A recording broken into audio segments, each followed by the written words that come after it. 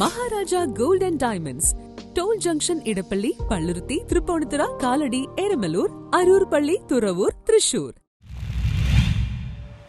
സിയാൽ നടപ്പിലാക്കുന്നത് 1400 കോടി രൂപയുടെ വികസന പ്രവർത്തനങ്ങളെന്ന് മുഖ്യമന്ത്രി.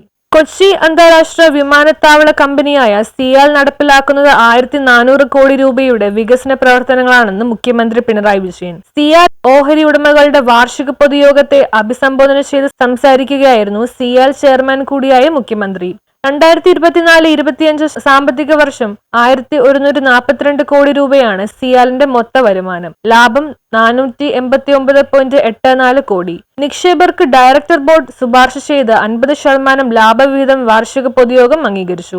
2024-25 സാമ്പത്തിക വർഷത്തിൽ സിയാലിന്റെ ചരിത്രത്തിലെ ഏറ്റവും ഉയർന്ന വരുമാനവും ലാഭവും രേഖപ്പെടുത്തിയെന്ന് മുഖ്യമന്ത്രി പറഞ്ഞു. സാമ്പത്തിക അഭിവൃദ്ധിയിൽ മാത്രമല്ല, ഓപ്പറേഷണൽ മികവിലും യാത്രക്കാരുടെ സംതൃപ്തി രേഖപ്പെടുത്തുന്ന സർവീസുകളിലും സിയാൽ തിളക്കമാർന്ന നേട്ടം കൈവരിച്ച വർഷമാണ് കടന്നുപോയത്. തുടർച്ചയായ 3-ാം സാമ്പത്തിക വർഷത്തിലും 1 കോടിയിലധികം യാത്രക്കാർ കൊച്ചി വിമാനത്താവളം വഴി കടന്നുപോയി. 76,068 സർവീസുകളാണ് ഈ കാലയളവിൽ സിയാൽ കൈകാര്യം ചെയ്തത്.